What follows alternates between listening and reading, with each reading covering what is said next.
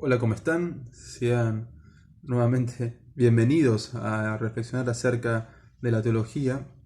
Recuerden que estamos en el cuadernillo, en la penúltima parte que habla sobre la fe.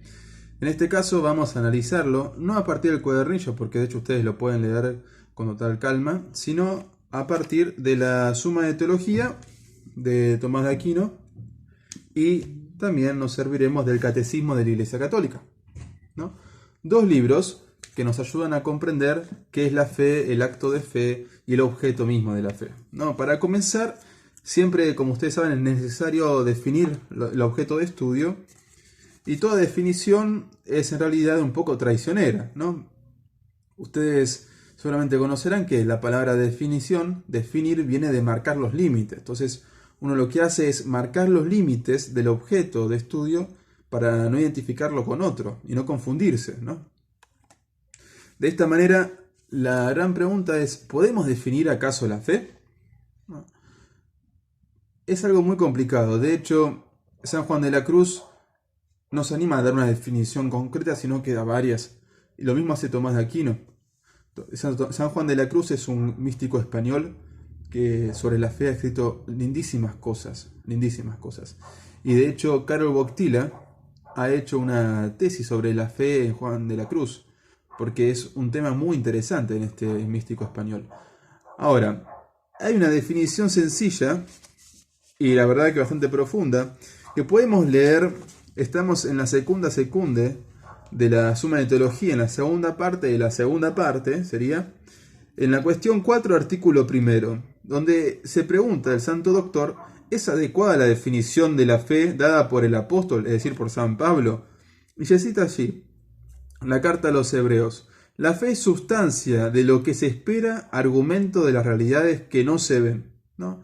Es importantísimo detenernos en cada parte de la definición. La fe es sustancia de lo que se espera, argumento de las realidades que no se ven.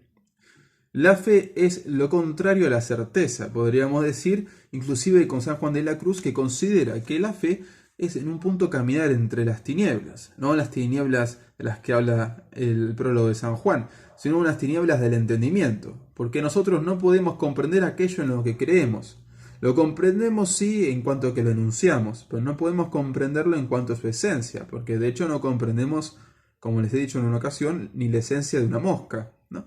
Menos vamos a comprender la esencia de la fe, cuyo objeto principal es la verdad última, que estamos diciéndolo en otras palabras, que es Dios, ¿no? Entonces, la fe tiene como objeto a Dios y la esencia misma de la fe es su objeto. Ahora, ¿podemos definir la fe?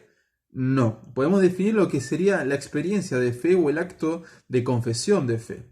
Esta definición que nos brinda el apóstol en la carta a los Hebreos, esto es Hebreos 11, versículo 1, es importante, pero aún diciendo estas palabras no alcanzamos a definirlas, porque para definir y conocer la esencia misma de las cosas basta, por lo tanto, conocer lo que significa cada una de las palabras aplicadas al mismo objeto.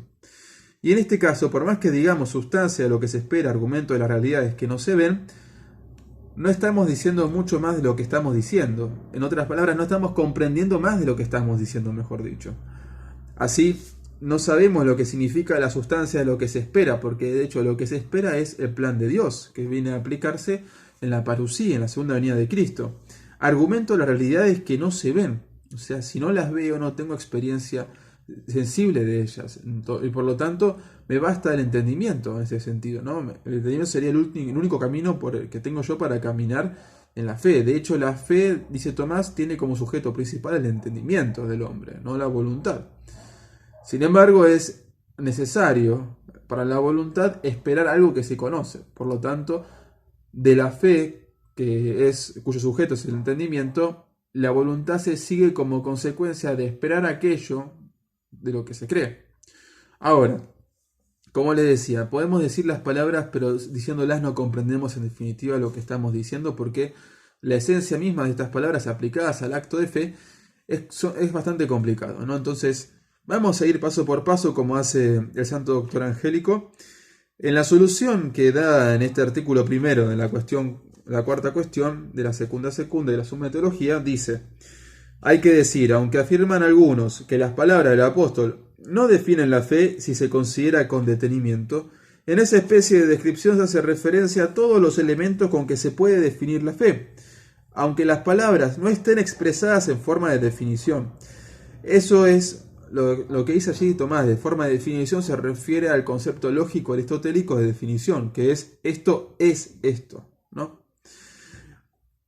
Para comprobar eso mismo se ve en los filósofos, sin presentar la fórmula silogística, presentan los principios que sustituyen la base del silogismo. Dice Tomás, no hace falta la forma silogística, sino que solamente con el enunciado de los axiomas también así son evidentes las cosas. Esas son las bases de los silogismos. Para comprobar, ¿se acuerdan del silogismo que es en definitiva descubrir la esencia? Sería el término medio del mismo silogismo. Pero bueno, dejémoslo ahí, no entremos en lógica. Para comprobar esto hay que tener en cuenta que dado que los hábitos se conocen por los actos y estos por los objetos, a la fe, por ser hábito, se la puede definir por su propio acto relacionado con su propio objeto. Ahora bien, el acto de la fe, como ya hemos dicho, disculpen que gire la hoja,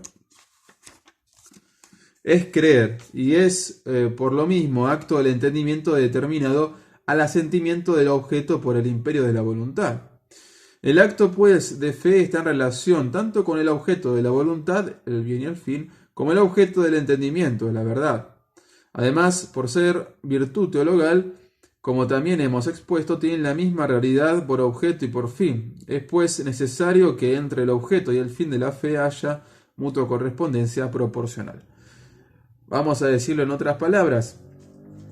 La fe es algo que impacta o plasma las facultades humanas del entendimiento y la voluntad. El entendimiento porque busca la verdad. De hecho, nosotros, como dice Aristóteles, no buscamos nunca la mentira ni el engaño, sino que siempre buscamos la verdad.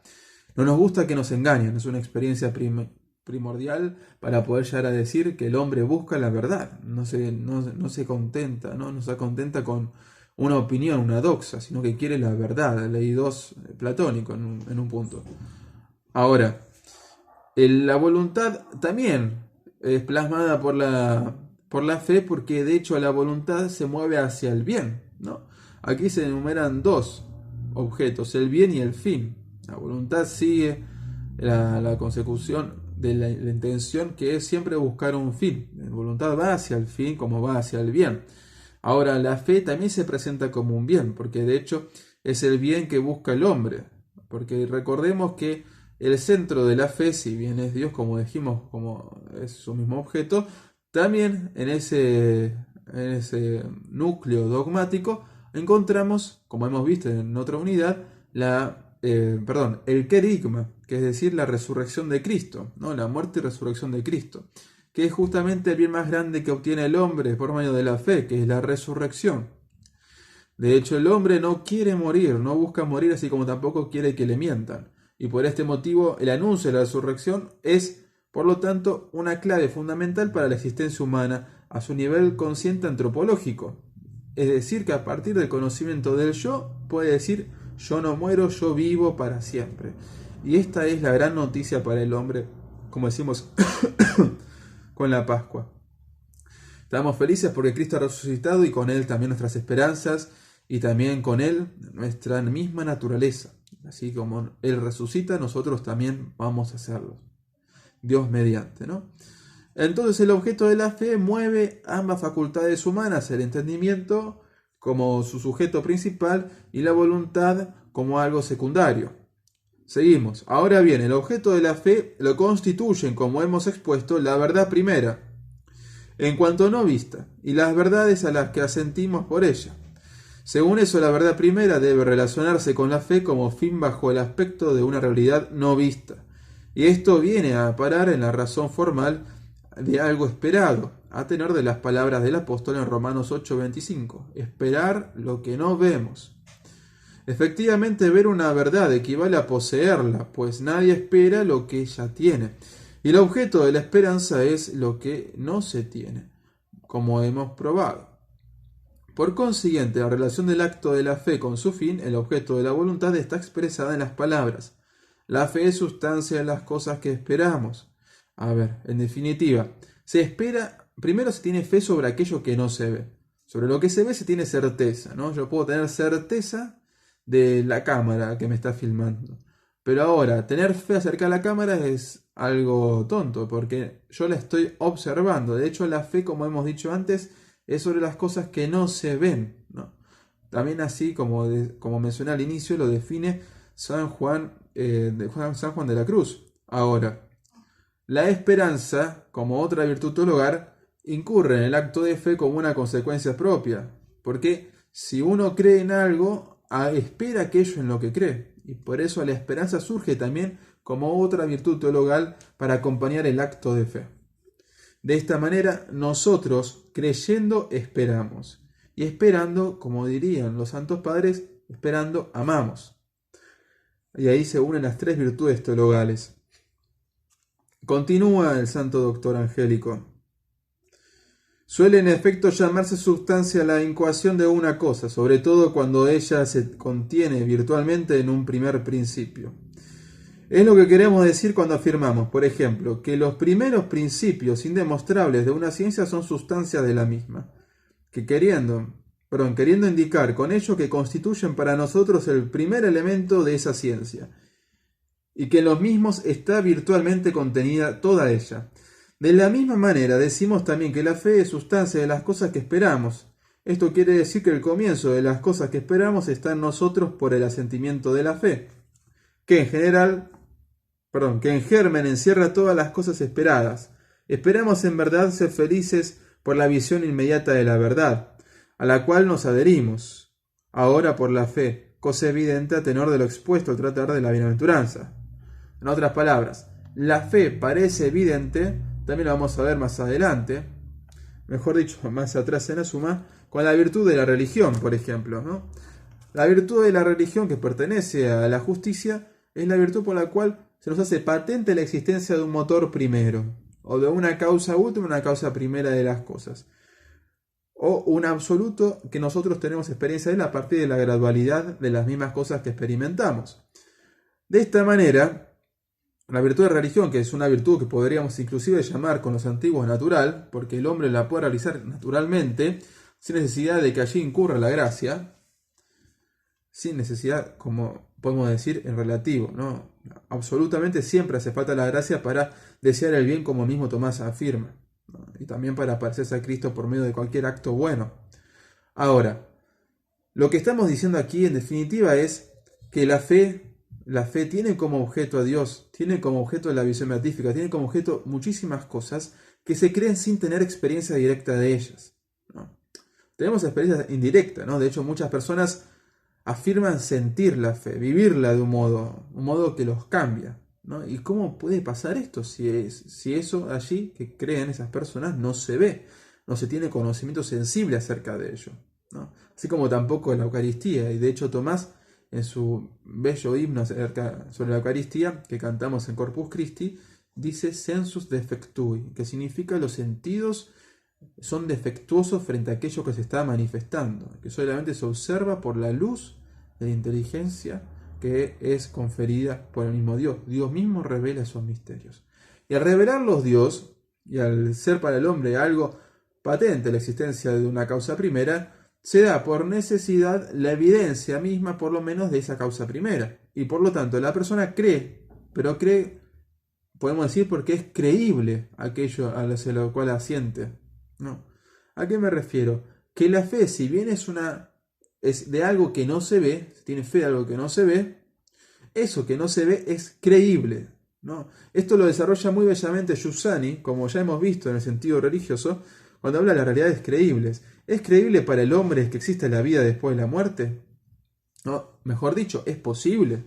Sí, es posible, porque la misma experiencia humana de las cosas, e inclusive de la vivencia de mi propia vida, exige al hombre la búsqueda de algo más allá o de la perduración de aquello que estoy sintiendo ahora, ¿no? Habíamos dicho, por ejemplo, que una persona cuando está con un amigo siente que el momento es muy lindo y en su corazón en realidad espera que eso nunca acabe, pero acaba.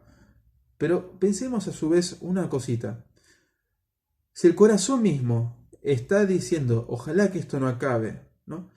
Y también experimentamos que a cada deseo del corazón corresponde un objeto, ¿no?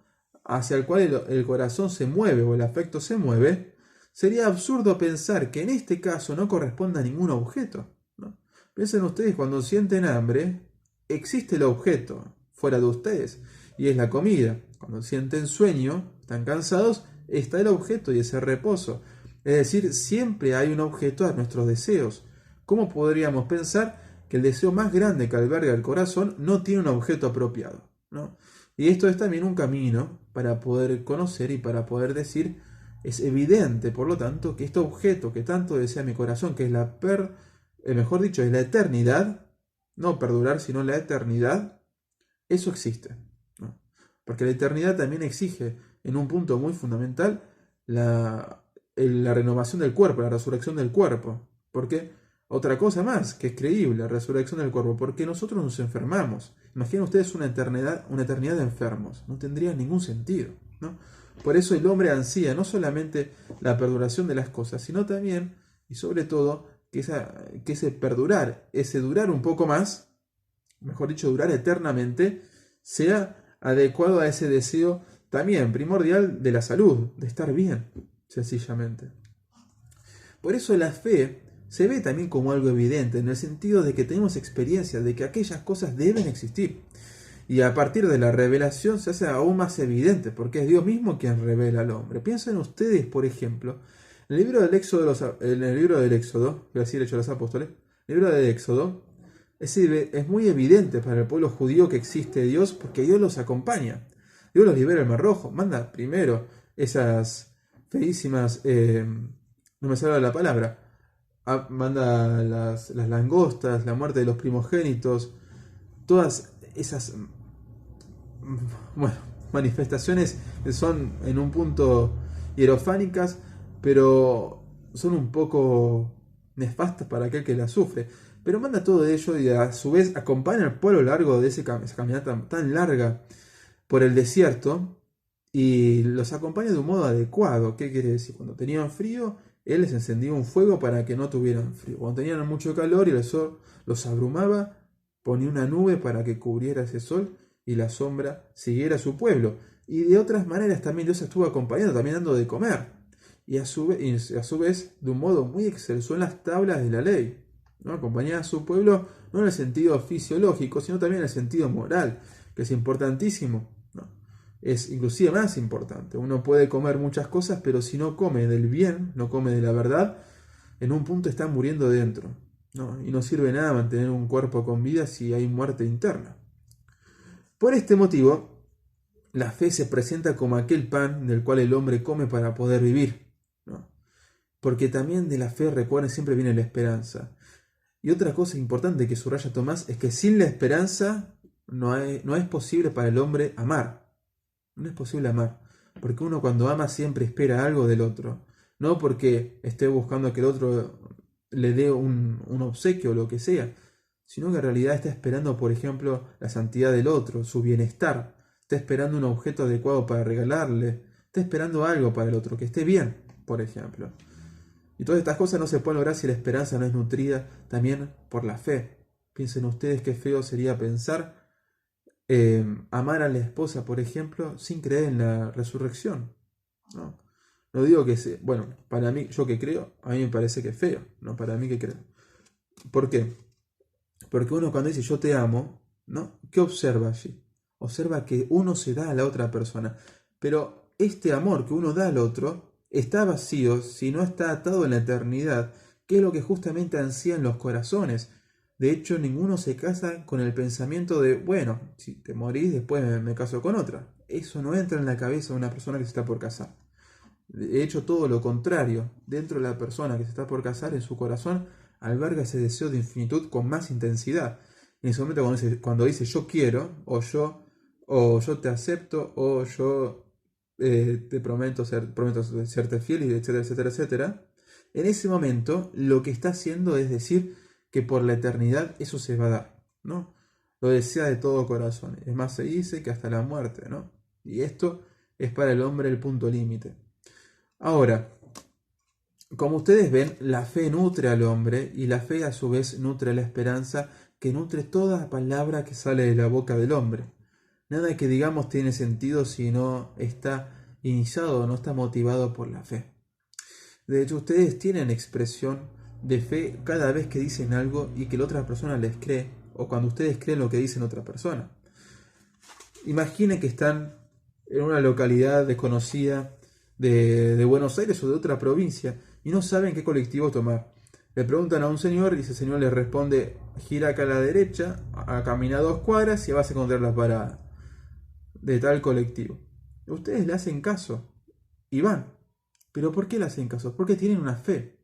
La fe también en un punto es natural. El hombre la puede expresar de un modo ordinario y continuo. Por ejemplo, el hijo que va a comer se sienta cuando la madre lo llama y confía en la madre, por lo menos en que no le está dando veneno. Confía en ella. No. Por más mal que cocine la madre, el hijo nunca va a pensar que la madre lo quiere matar. Hay una confianza, hay una fe, ¿no? Porque son realidades que no se ven. ¿O nosotros podemos ver acaso el amor de una madre? No, eso no se observa, no se puede ver, pero sin embargo creemos, ¿no? Y esto es una fe natural. Por lo tanto, ustedes piensen que si existe esta fe natural, ¿cómo no va a existir la fe sobrenatural? ¿No? Que la fe sobrenatural responde a las verdades más íntimas del ser humano, que es la verdad absoluta, el bien absoluto, la belleza absoluta, la vida eterna. Todas cosas que nuestro mismo ser está ansiando en este momento. Bien, también existe una fe que llamaba Maritain, Jacques Maritain, una fe política, que es una fe a través de la cual uno cree en el porvenir del pueblo, de la nación, ¿no? Cree en el bien común, ¿no? Y confía en los demás. Es también necesaria para todo Estado. Pero dejemos eso de lado, nosotros estamos dedicándonos aquí a la fe sobrenatural. ¿Por qué llamamos fe sobrenatural a esta? A la fe en Dios. Porque es imposible para el hombre, tener esta virtud teologal si no es por medio de la gracia de Dios. Ustedes dirán, pero profesor, ¿no se está acaso contradiciendo diciendo que en un punto es algo evidente creer porque el mismo ser lo está ansiando? Y en otro punto está diciendo que es sobrenatural porque depende de Dios concedernos la fe. Sí, parece una contradicción, ¿no? Pero San Agustín lo dice de un modo muy bello. Él habla de que Dios inicia la fe del hombre. No es el hombre quien dice yo creo en vos, sino que es Dios quien le da al hombre la capacidad de decir yo creo. La capacidad. No es que Dios obliga a que cada uno de nosotros diga yo creo, sino que Dios nos confiere la capacidad. Y por este motivo el hombre puede decir creo, puede decir que ama, puede decir que espera, porque Dios le confiere la gracia, ¿no? Todas estas cosas bellas que acabo de mencionar son posibles justamente porque es Dios mismo quien sostiene al hombre y que sobre todas las cosas le confiere al hombre la capacidad de hacerlo, también de un modo sobrenatural. Más allá de las exigencias naturales de tener cierta facticidad en las cosas para poder creerlas, o tener la certeza que contraria a la fe, como les dije al inicio. Entonces el hombre bucea en los mares de lo que parece ignoto, desconocido, que es justamente lo que Dios le dice que crea, lo que Dios le pide que crea. Y el hombre cree, ¿no? Porque es algo extraordinario en un punto creer en la resurrección de los cuerpos. Si bien es algo que es creíble, ¿no? Porque por la experiencia subjetiva que les hablaba antes, es sin lugar a dudas algo sobrenatural. Porque ¿qué es la resurrección de los cuerpos? No sabemos muy bien qué es. Sabemos que es el mismo cuerpo que resucita, pero no de la misma manera. Es nuestro cuerpo, pero no como lo vivimos ahora, que es un cuerpo que se enferma, un cuerpo que va envejeciendo. Esto no, es otro cuerpo, como por ejemplo que tuvo Jesús y que los apóstoles mismos no lo reconocían cuando había resucitado. Él tuvo que partir el pan para que lo reconociesen. Entonces, no sabemos qué es. Ahí está lo sobrenatural. Es la gracia misma lo que nos ayuda, lo que nos mantiene en esta fe que es, si bien es algo creíble, es a su vez algo increíble. Lo increíble aquí es el objeto mismo de esta fe. Lo que podemos llamar los artículos de la fe. El catecismo, de hecho, está articulado según los artículos de la fe, valga la redundancia. ¿Qué quiero decir? Que los títulos del catecismo corresponden al credo, ¿no? Vieron que nosotros decimos creo. ¿Qué ¿Qué es creer? Justamente, es la respuesta del hombre a Dios. Dios le da al hombre la capacidad de poder decir creo, como decíamos antes. Dice el Catecismo en el número 185. Estamos aquí en la segunda sección en la profesión de la fe cristiana. Los símbolos de la fe. Quien dice yo creo, dice yo me adhiero a lo que nosotros creemos. La comunión en la fe es necesaria. La comunión en la fe necesita un lenguaje común de la fe normativo para todos y que nos una en la misma confesión de fe. No es yo creo en esto y creo en lo otro. Cuando uno dice yo creo, dentro de la iglesia está diciendo yo adhiero a todo lo que nosotros creemos como iglesia. No es una cuestión de mi fe, algo individual, es mío y nada más, sino que en realidad esto es adherirse a la comunidad, adherirse a la conciencia eclesial. Los artículos de la fe son una exposición bellísima de la tradición eclesial, que está dentro del depósito de la fe, es decir, de aquello que nosotros creemos y que debemos creer, que es la Sagrada Escritura, la Sagrada Tradición, ilustrada por el Magisterio, no ilustrada en el sentido que le agrega algo, sino, mejor dicho, expuesta por el Magisterio, ¿no? De modo coherente, de modo racional, de modo verdadero. Ahora, la fe no escapa de todo esto. Cuando uno dice yo creo, está adhiriendo, por lo tanto, a estos artículos de la fe que vienen transmitidos por la tradición de la Iglesia. Acá algo bellísimo es entender que cuando decimos yo creo, en realidad decimos nosotros creemos. Cuando San Agustín tenía que hablar acerca del bautismo de los infantes, ¿qué decía él, no? Porque como un bebé, un niño puede decir yo creo, el niño comprendiendo lo que significa creer, o como un bebé puede recibir el bautismo si no puede profesar el credo, ¿no? Entonces San Agustín lo que decía simplemente es que cuando el bebé cree, su fe en realidad está sostenida por la iglesia. Primero se hablaba de los padres, decía, bueno, los padres dan el consentimiento, dicen, creemos. Pero San Agustín se pregunta, pero si los padres tienen una fe débil y no entienden muy bien en lo que creen, ese acto de creer no sirve mucho. No sirve. Bueno, están también los padrinos, dirán otros. Y si los padrinos le ocurre lo mismo que a los padres y no saben bien en lo que creen, también es un acto de fe defectuoso. Y después San Agustín termina con una bella afirmación de que en realidad cuando uno dice creo o cuando se recibe el bautismo se recibe en la fe de la iglesia. Y que en la iglesia no se equivoca cuando cree. Y por lo tanto ese bautismo es verdadero en el acto de fe. Es una confesión de fe buenísima y perfecta, porque es toda la iglesia quien dice creemos en el momento del bautismo. Así, de esta manera, nosotros nos adherimos a la fe de la iglesia. No estamos aislados, sino que estamos todos en comunión. Esto es, por lo tanto, algo bellísimo y yo les aconsejo, por favor, de continuar con la lectura del cuadernillo. Allí van a encontrar una exposición un poco más vasta de lo que estoy diciendo aquí, ¿no? Bueno, nos veremos en otra ocasión. Hasta luego.